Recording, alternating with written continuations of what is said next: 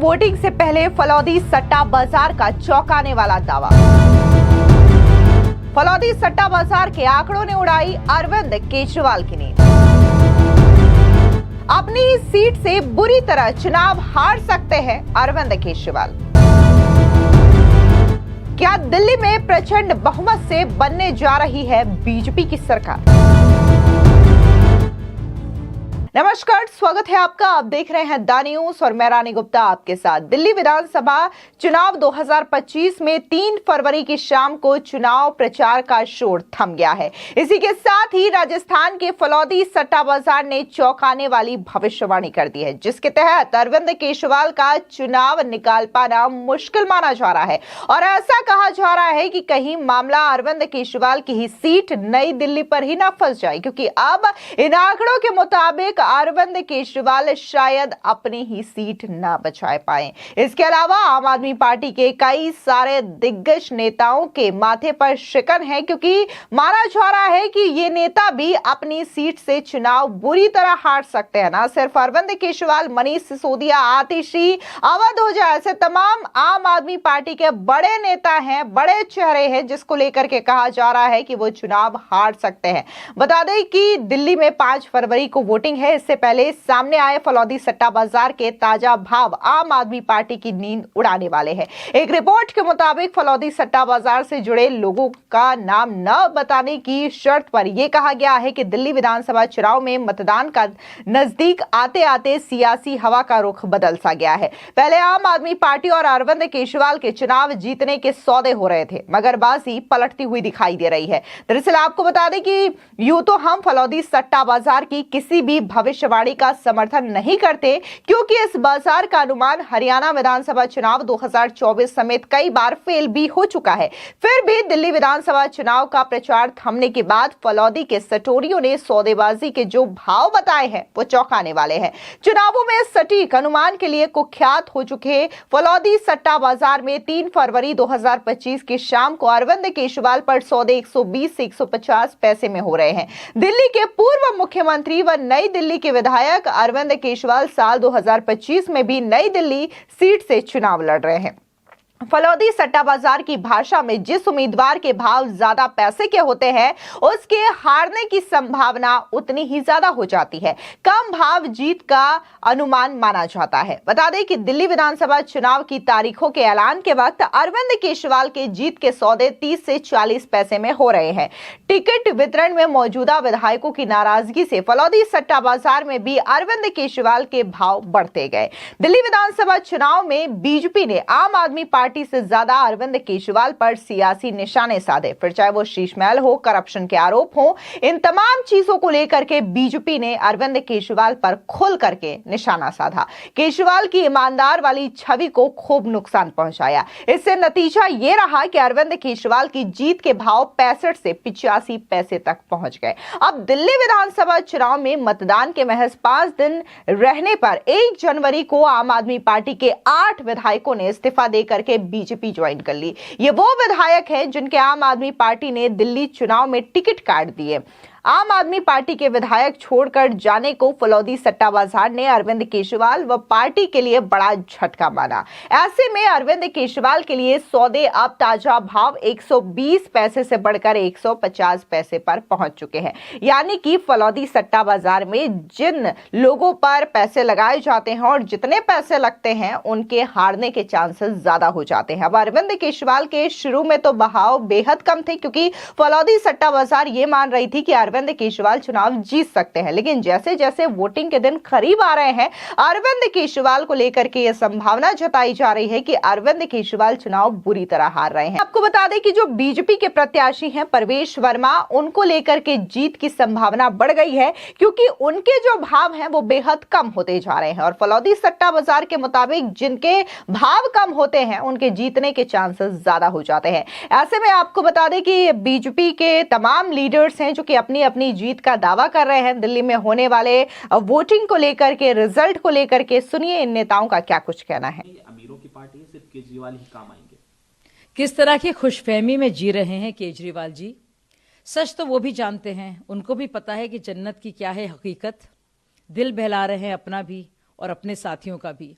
और ये समझ गए और उनकी बात से साफ जाहिर है कि अगर वो औरतों की बात कर रहे हैं, महिलाओं की, तो वो समझ गए हैं कि महिलाएं उनसे नाराज हैं।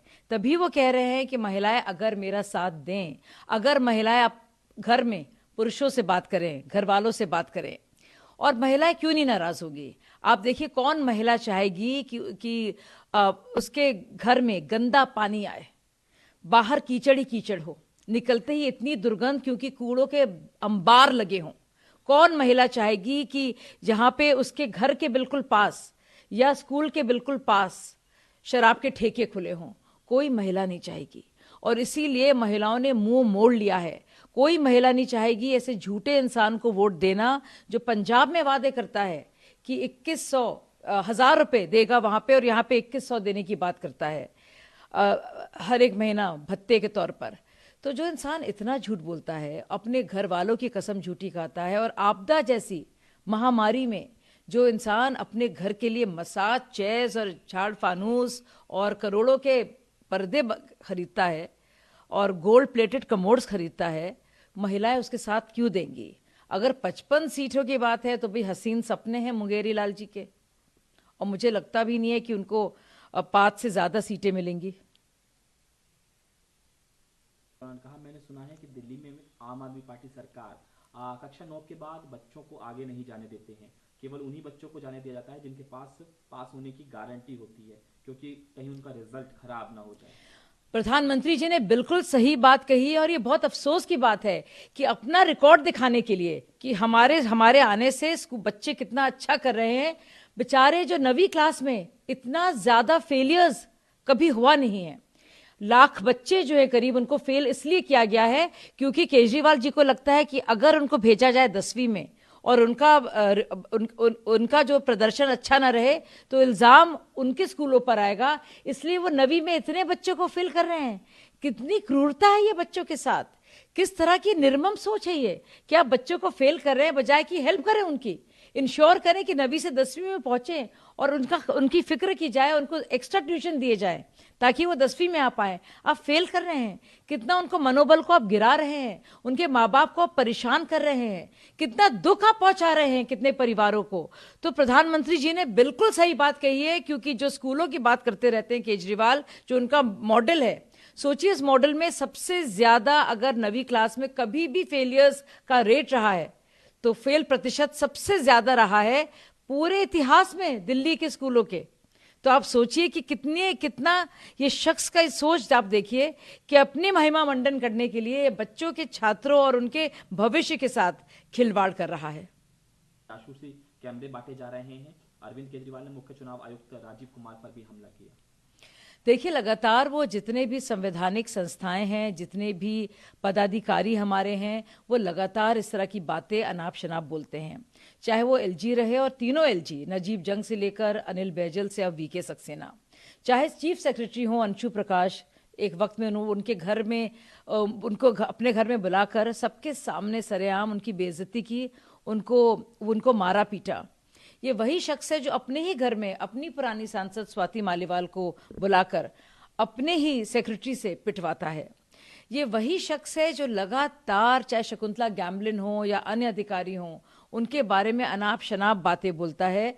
और अब ये वही शख्स है जो पहले ईवीएम की बुराई करता था, फिर और ईसी की बुराई करता था, लेकिन पंजाब में रिजल्ट आने के बाद उनकी फिर वो तारीफ करने लगा, और अब हार के डर के चलते वो बहुत ही भद्दे और घिनौने इल्जाम लगा रहा है हमारे इलेक्शन कमीशन पर और हमारे ऑफिसर्स पर।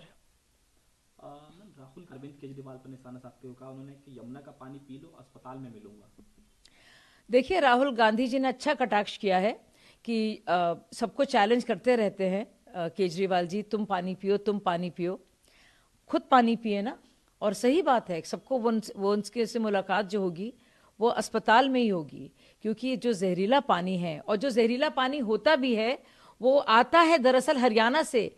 5.5 नाइट्रोजन की मात्रा है पर लीटर के हिसाब से। दिल्ली आते ही जैसे हथनी कुंड से निकलता है, पल्ला से निकलता है पानी, घाट से, आप यकीन नहीं करेंगे, जैसे ही वजीरपुर आता है और आईएसबीटी और आईटीओ जाता है, और जब निकलता है वो 85.5 नाइट्रोजन mg पर लीटर हो जाता है। आप सोचिए, कहाँ 5.5, कहाँ 85.5, यानी कि जो पूरा अंतर है वो होता है दिल्ली में, यानी कि जो पोल्यूशन होता है वो दिल्ली में होता है।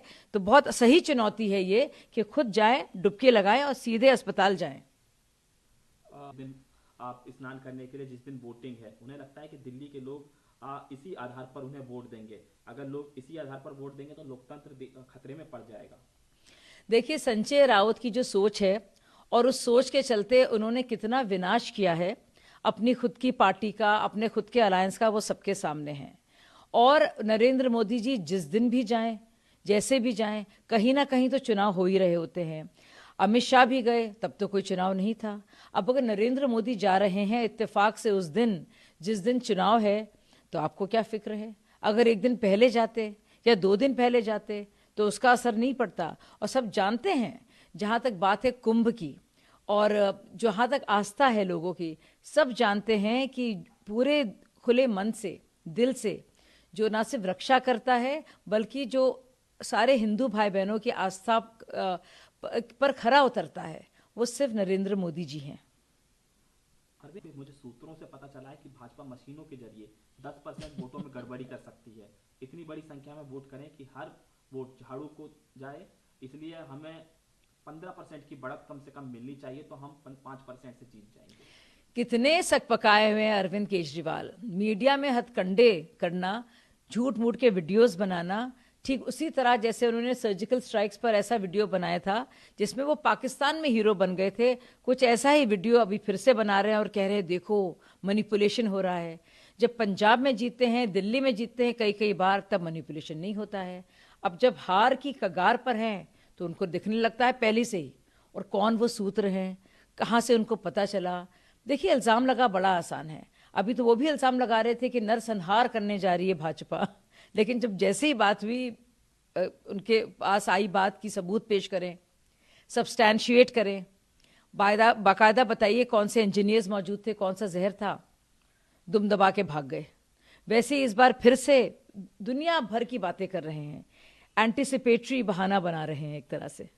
आपको बता दें कि दिल्ली चुनाव की सबसे वीआईपी सीट नई दिल्ली विधानसभा है। यहां पर आम आदमी पार्टी अरविंद केजरीवाल का मुकाबला बीजेपी के परवेश वर्मा और कांग्रेस के संदीप दीक्षित से है। बता दें कि परवेश वर्मा दिल्ली के पूर्व सीएम साहिब सिंह वर्मा और संदीप दीक्षित पूर्व सीएम शीला दीक्षित के बेटे हैं। संदीप दीक्षित खुद भी दावा कर चुके हैं कि नई दिल्ली सीट पर उनकी जीत हो रही है। तो वहीं अरविंद केजरीवाल का जो कॉन्फिडेंस है इन चुनावों में काफी ज्यादा डामाडोल स्थिति में देखने को मिल रहा है। हालांकि पहले अरविंद केजरीवाल बकायदा कागजों में लिख करके दे दिया करते थे कि इस बार वो कितनी सीटें जीतने जा रहे हैं, लेकिन इस बार देखने को मिल रहा है कि आम आदमी पार्टी की ओर से कई तरीके के बेबुनियाद आरोप बीजेपी पर लगाते हुए नेता नजर आ रहे हैं। ऐसे में अरविंद केजरीवाल अब पहले की तरह कागज पर लिख करके सीटें जो दावा है वो नहीं कर रहे हैं कि आखिर इन चुनावों में वो कितनी सीटें लाने जा रही है। हर बात को लेकर के अरविंद केजरीवाल यही कह रहे हैं कि बीजेपी के लोग गुंडागर्दी कर रहे हैं और जहां जहां आम आदमी पार्टी जा रही है चुनाव प्रचार के लिए, उनका जम करके विरोध भी देखने को मिला है। फिलहाल इस पूरी खबर को लेकर के आपकी क्या राय है, कमेंट सेक्शन में जरूर बताएं। धन्यवाद।